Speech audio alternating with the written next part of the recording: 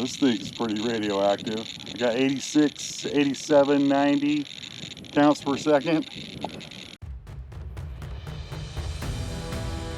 If you're a fan of this channel, you already know adventure can lead us in any direction. And little did I know, the spot I picked to camp at is also a historic site, and also a first for this valley.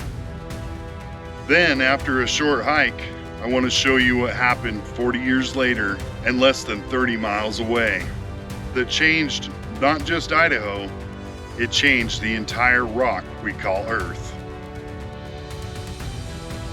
So welcome to the Lost River Valley and a little place called Lower Cedar Creek.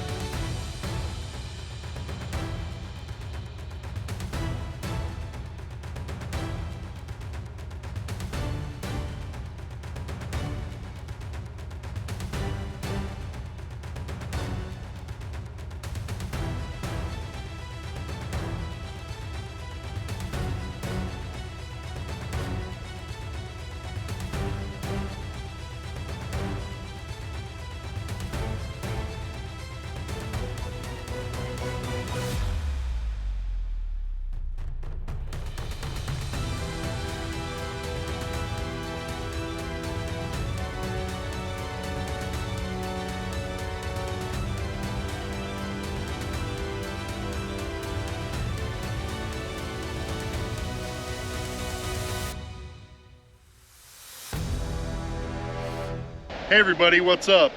If you remember last week, we found a camping spot right at the trailhead of Lower Cedar Creek Trail. And it says there's a historic dam up here, and it's only about 1.25 miles from where I camped. I'm kind of a sucker for some old history, so I want to go up and look at the dam and try and get an idea of what they built probably over 100 years ago. I'm gonna put on my speed hiking shoes, so I'm gonna hike as fast as an old fat guy can, and hopefully we make it. So let's go.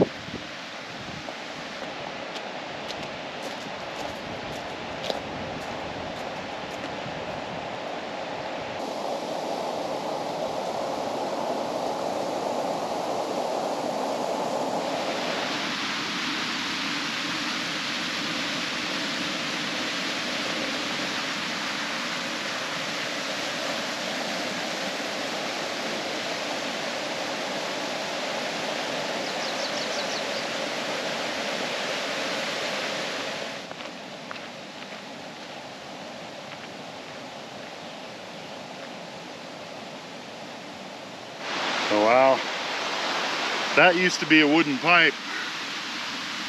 All that's left now is the wires holding it, that were holding it together.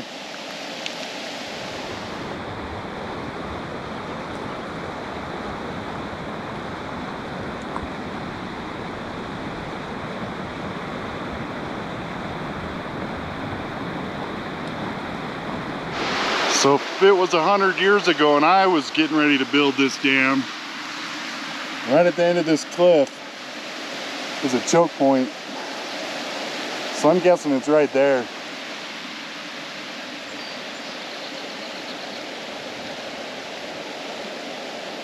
So just try and imagine getting all this stuff up here to build a dam. All the pipe, the concrete, and hopefully they reinforced it with some rebar or whatever they were using back then. Probably some railroad tracks.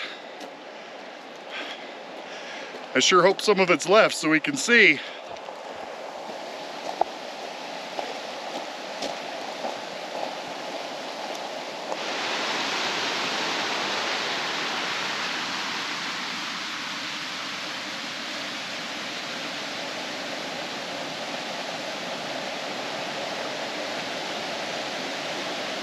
And I probably could have rode the bike down this trail.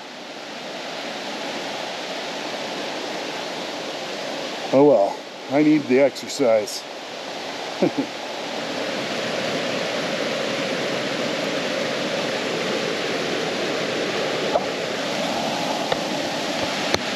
Just look how clear the water is.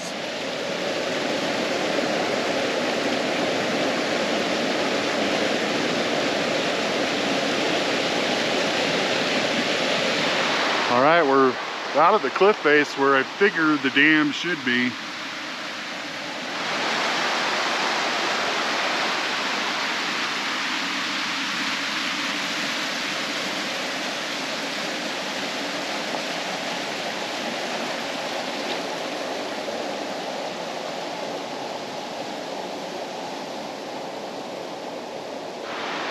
Well, I was wrong. I haven't seen a dam yet.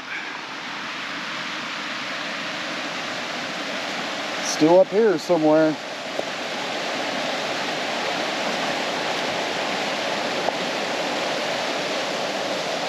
I don't know about you, but it feels like 1.25 miles was about 1.25 miles ago. I'm still not there.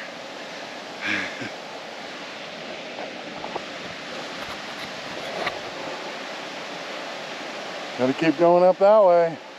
Well, here's one of the wooden pipes with a bunch of the wood still left in it.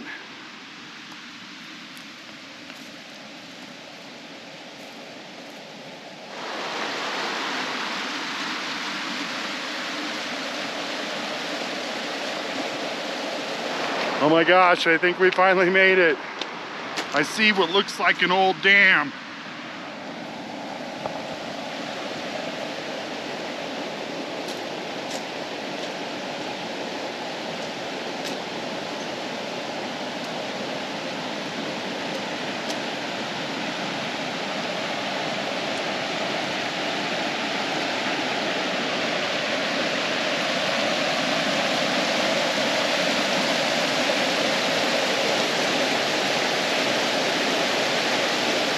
Okay, it looks like it's about 10 feet tall, maybe 12 at the most, and they just used rocks and concrete.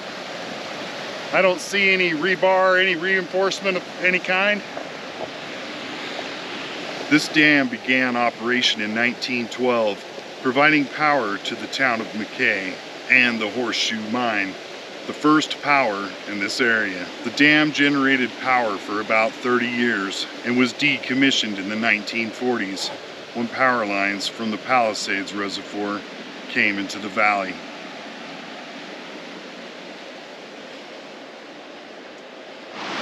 Some old metal pipe here too. I don't know why. This is some galvanized pipe.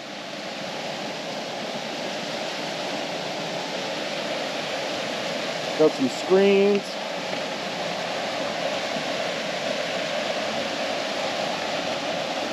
Ouch.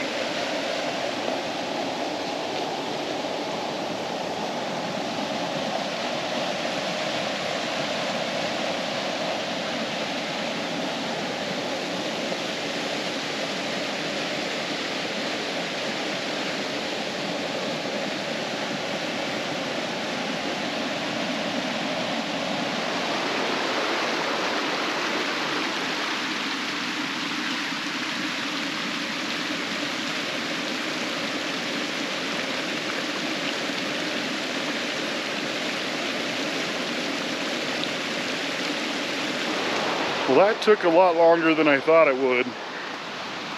So we're gonna have to hurry back to the truck and hopefully we can go find some more stuff to look at.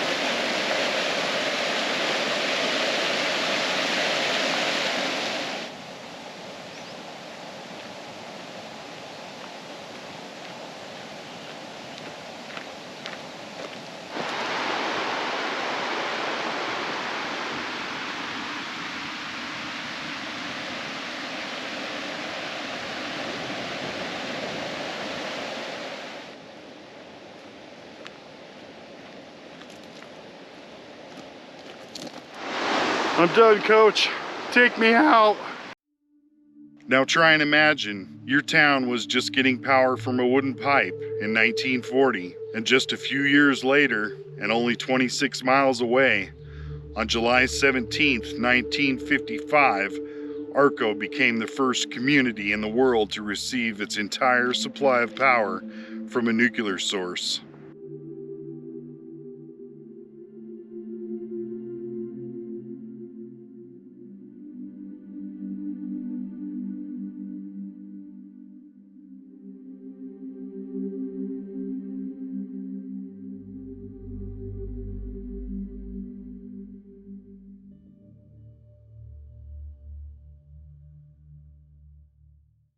All right, well, that hike kicked my butt. So we're gonna take it easy the rest of the day. So I came back to a place where I've been before, but I didn't have one of these. This is my radio code gamma radiation detector, and I am in Arco. This was the first town in the world lit by atomic energy. But I figured I'd stop at Arco just to explain what we're doing. We're going to the Idaho National Laboratory, and that's just short for nuclear research and testing. So I think there's a tour we can go take and hopefully go see a nuclear engine. Okay, my radio code is actually reading a little high right now. I'm used to it being around 4 counts per second, and we're at about 7 counts per second right now.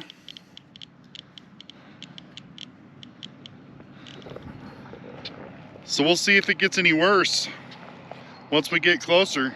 All right, we've just entered the Idaho National Laboratory, AKA the Nuclear Research and Test Area. See, my meter's only reading about 3.5 counts per second. So that's really low. That's about what it is back at my house. So there's a rest area right before you get there, at least if you're coming from Arco. If you're coming from Blackfoot, it's gonna be after. But we're not too far away. I'd say that's maybe a mile. Radiation levels are 4.3, around 4. So that's normal. Okay, we are headed right over there. I think that's where our nuclear engine is.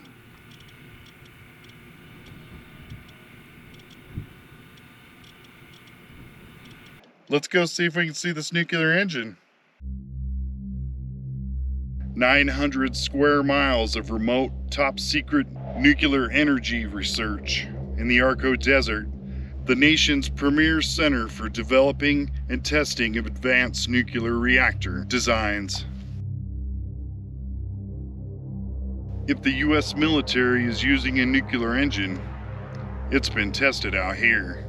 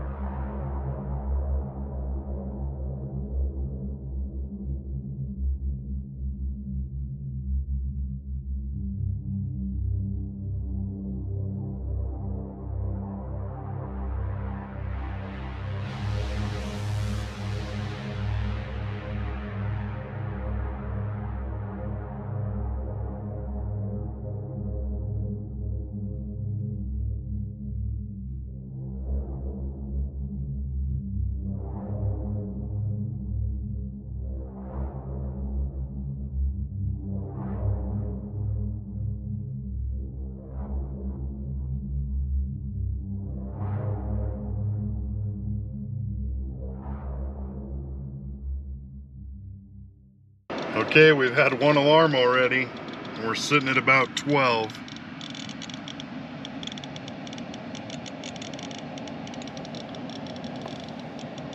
Let's go check this stuff out. So we are at the EBR-1, the world's first nuclear power plant. Some sort of train car. We'll go read the sign. But my meter already started going off again. We're about 25. counts per second.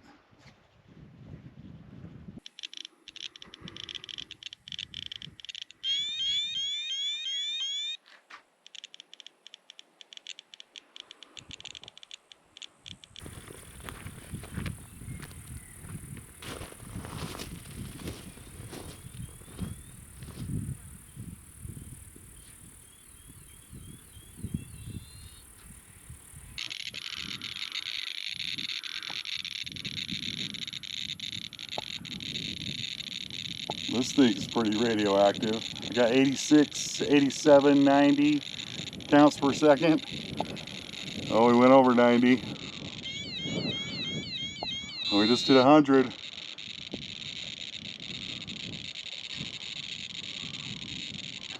$126.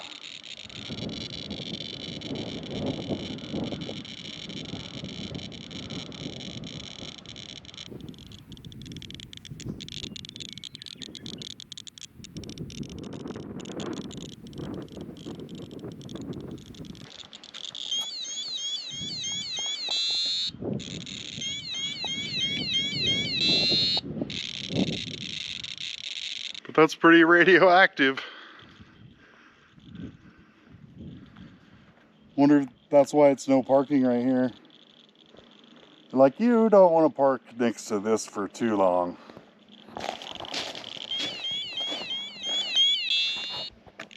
These are two experimental nuclear jet engines. Heat transfer reactor experiments, or HTRE 2 and 3, developed in the 1950s. The goal was to test the possibility of nuclear-powered bomber so they could stay airborne for days without the need of refueling. The program was canceled in 1961 due to the extreme weight of the radiation shielding required to protect the crew members.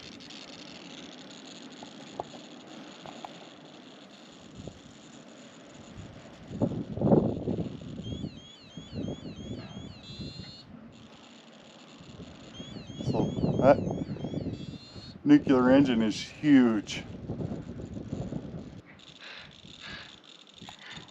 Well, it sounds like we might have some radioactive ravens up there.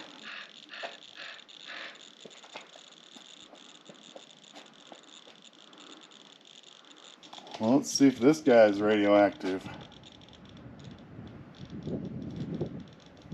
It already seems significantly less.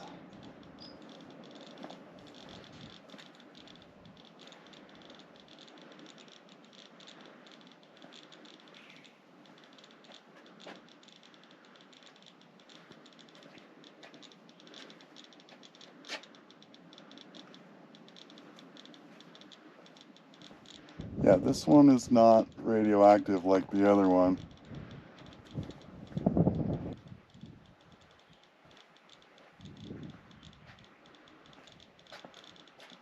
So the reactor area must be clear up on top, because we're not hardly getting any readings off the radio code.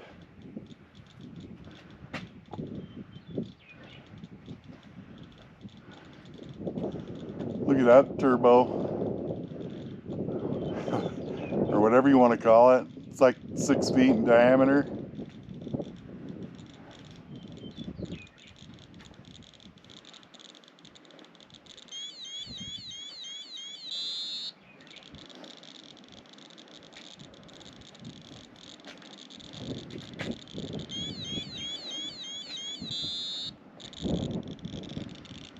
But check it out, it's on a 4-track rail system.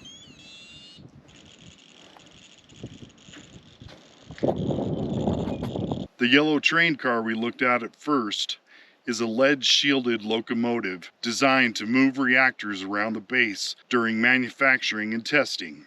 The front window is double-paned and filled with oil and is roughly 4 feet thick.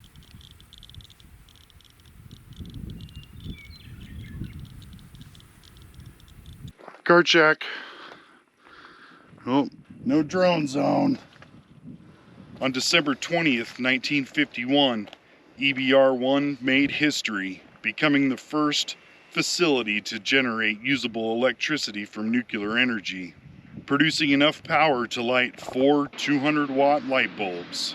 And the very next day, it generated enough power to run the whole building. EBR stands for Experimental Breeder Reactor. This reactor could breed its own fuel. Boiler. The first reactor to make more fuel than it uses.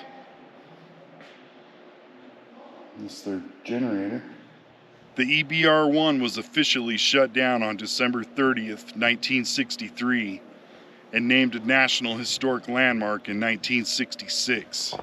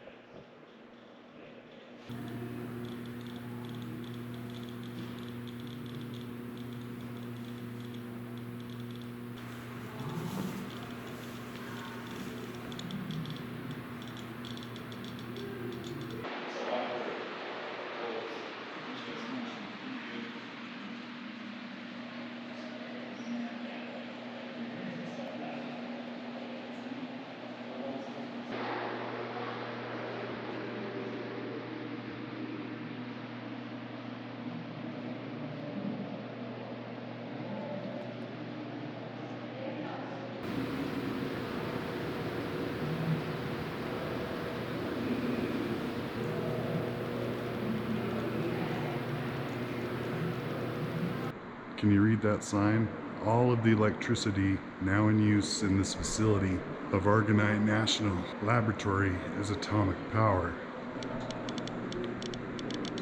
Only about 7.9. I think it said that's what they move the fuel around in. That special little carrying case.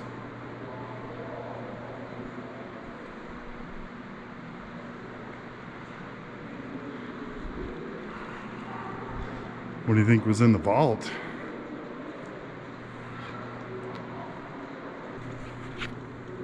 Said fuel rods are stored in here.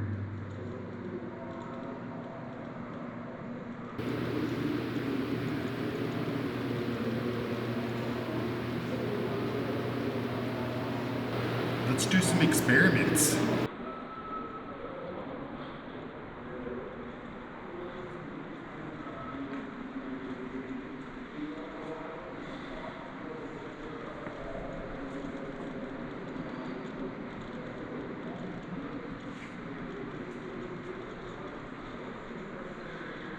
Oh, that glass is so thick. Can you see all the layers? I don't know if you can, but that's gotta be like 20 layers of probably lead coated glass. Here's their little robotic arms. This is probably what they changed the rods with.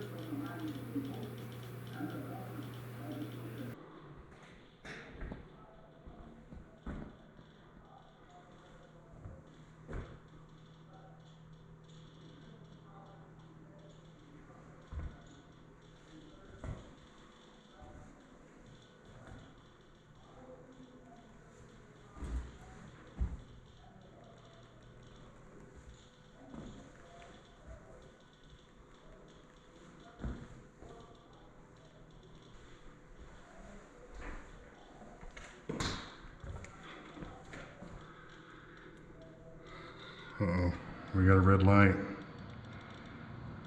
We got a problem.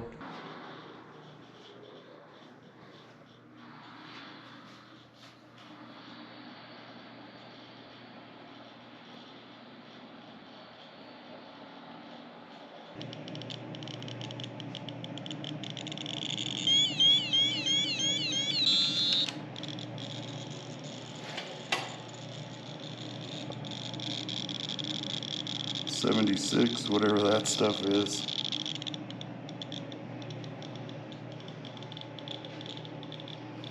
Obviously a little learning area.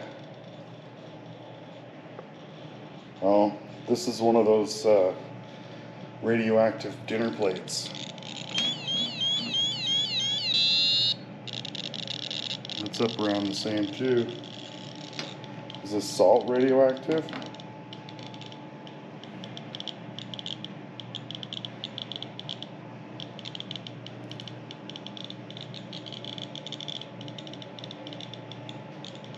That's crazy.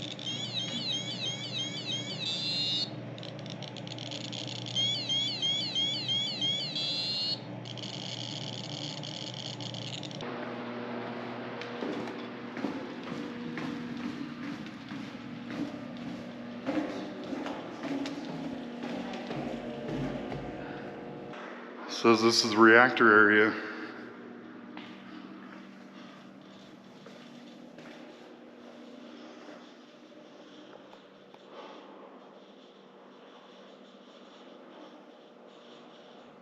Cool. There's some of that glass again. There's got to be at least 20 layers.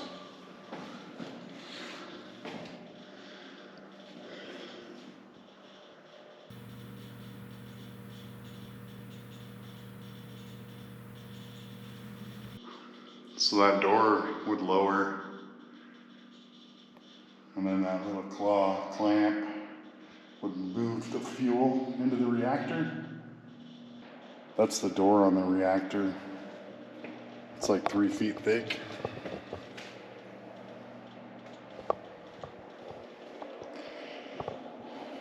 It's on some tracks. So you do not want to go in there. It's manually operated too. You'd have to pull that baby.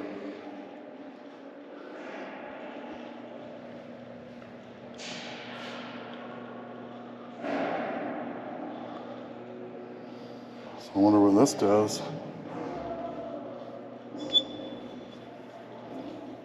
I don't see it doing nothing. Does the switch do anything?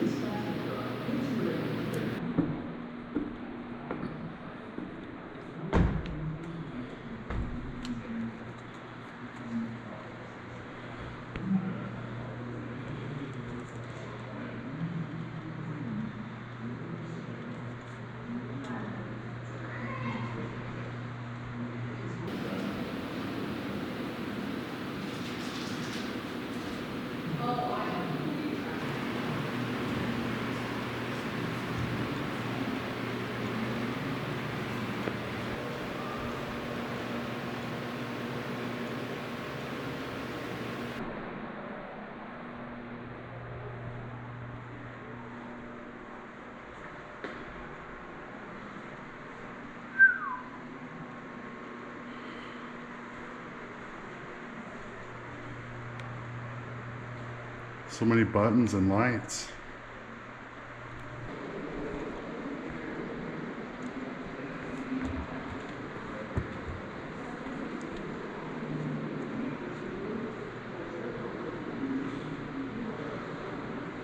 So this looks down into the reactor.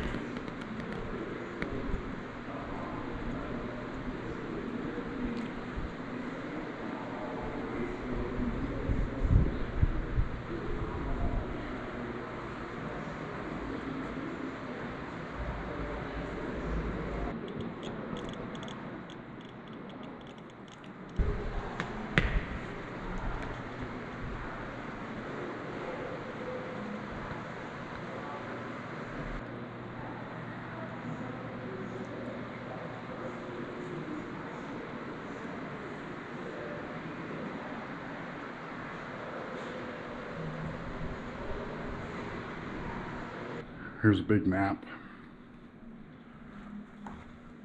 That's where we are. It's the experimental breeder reactor 1.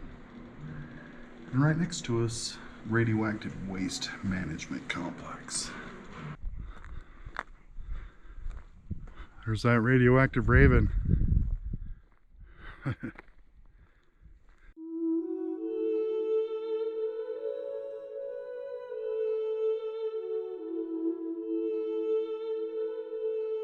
So I'm really surprised the most radioactive part of the whole facility was just sitting in the parking lot. What an awesome day. We went from the first power in Mackay to the first nuclear power in the world, all in one little spot in Idaho.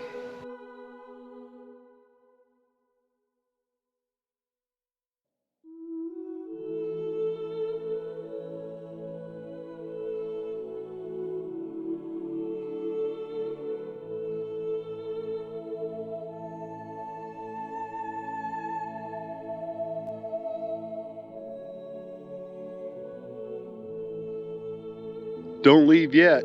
Give this video a thumbs up, hit that subscribe button, and leave a comment. Or take it a step further and push the join button and become a member and get your name on this list. But regardless, thank you for taking the time to watch this video. And don't forget, if you can, take the long way home.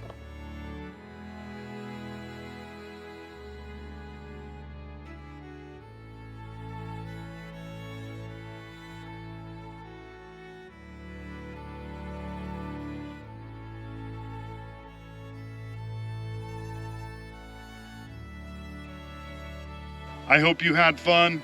I know I did. Thanks for watching, and we'll see you next time.